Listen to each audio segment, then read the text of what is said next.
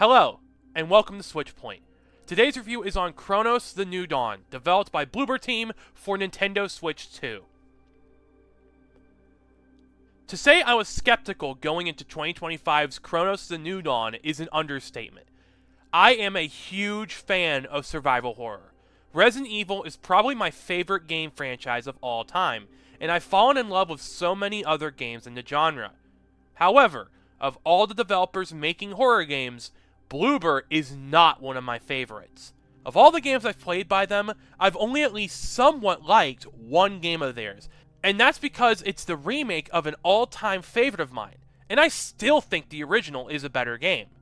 Bloober had everything to prove to me with this one, as the theme and setting looked interesting, and the trailer they released during Summer Game Fest of this year actually did impress me.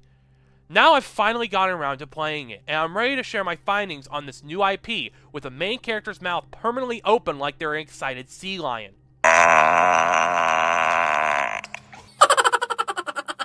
Cronos follows the Traveler, or more specifically, Traveler ND-3576. She's awoken to travel across a post-apocalyptic town known as New Dawn, and is sent not only to find the previous members of her group, but also to continue the vocation, a mission where the Traveler must go to certain areas, jump back in time through rifts, and extract important people to try to figure out a way to save humanity. Now, right off the bat, I have to start with a negative. The story does go deeper than that, but honestly, it takes way too goddamn long to go deeper. The story just doesn't work. It's a mess, at points hard to follow, and at others over-explained ad nauseum. The setup is pretty damn good. It starts off very mysterious what your goal even is, and the only other guy you meet in the present, the Warden, doesn't help too much. The issue is that the game doesn't go further until the second major area at least, and even then, it's so piecemeal that by the end, when a lot of the leftovers are dumped on you by the game's clumsy third act, it's just too late to care. What this is, though, is actually pretty fun. Cronos follows in the footsteps of a lot of the greats, namely Dead Space. Now when I say follow, I mean chase. There isn't much of an original bone in this game's body. For example, the game has a locator that tells you where nearby objectives are. Using the R or ZR buttons without aiming makes you punch or stomp to either break boxes for items or beat up enemies. Dear God, even the zero gravity sections control exactly like the first Dead Space, and that one had the worst zero gravity sequences of the three. Now I keep honing in on Cronos' similarities, and I could keep going. I mean, I could mention how the shifting gun is straight out of control, but you get the point. Fact of the matter is, while it's hardly creative outside of the time travel, the game is still pretty solid gameplay-wise. For one, combat does feel nice. Guns are heavy and powerful feeling and are varied enough to have their reasons for use, on top of most having a charge fire. Resources and ammo are tight, and the aiming is just right, especially in gyro mode. The game also does support mouse aiming, but it kind of felt too sensitive out of the box, and the mapping of ZR being the fire button just didn't feel right on the sideways Joy-Con. Other than that, controls are good. The big boasts, gameplay-wise, are the time manipulation and the enemy merging. At certain points, you'll find a big red orb, and by aiming at it and holding R, you can wind back time for a connected object. This can do things like making bridges out of rubble, or even bringing back previously used explosive barrels. Lego would be proud. Enemy merging is a bit of a clever take on something like the Crimson Heads from Resident Evil Remake. When an enemy is killed, they stay dead, but they're still a thing in the environment unless burned. If another enemy comes up to the unburned body, they can merge and turn stronger, and yes, they can do it more than once.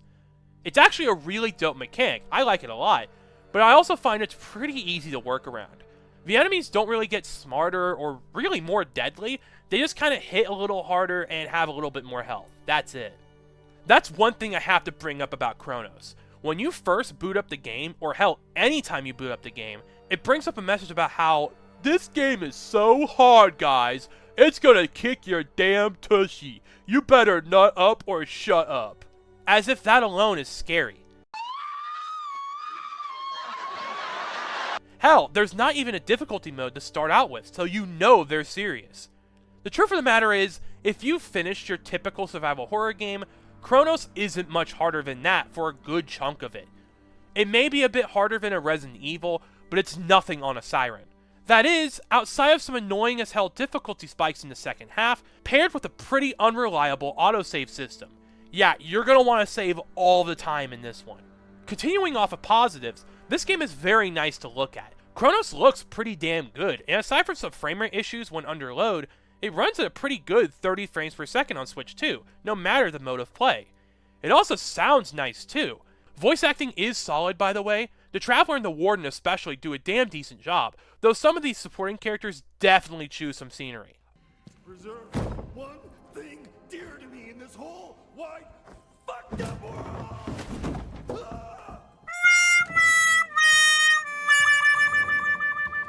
Okay, so Cronos is a looker and a player, so it sounds good so far. And yeah, it is solid. I like how upgradable the character is as well. Not only with cores that you can use to upgrade your suit, but also by extracting the people you come across, you can get extra abilities on top of that. However, I do wonder why there's only a 3 essence limit. You'll come across quite a few throughout your playthrough, and some are required to slot in at least for a bit, meaning you're more likely than not going to have to sacrifice one you like. While it's not the end of the world, I wish the game would just let you keep all the essences you come across, helping the player feel even more capable as the game goes on. Clearly, however, they wanted to make the game more difficult, so they couldn't give us any nice things. Now for my biggest issue of all. It isn't the difficulty, or essence limiting, or the fact that there's no goddamn map, why the hell not? It's not even the story either. Well, okay, the story is actually kind of part of it. This game is too long. If there is one thing that can make or break a horror game, it's the pacing. Some horror games are paced beautifully, others are not. Some can feel like a breeze, others make you wish the game ended 2 hours ago. Cronos: The New Dawn should have ended at least 2 hours prior. The third act in general, especially the final major area, just isn't very good.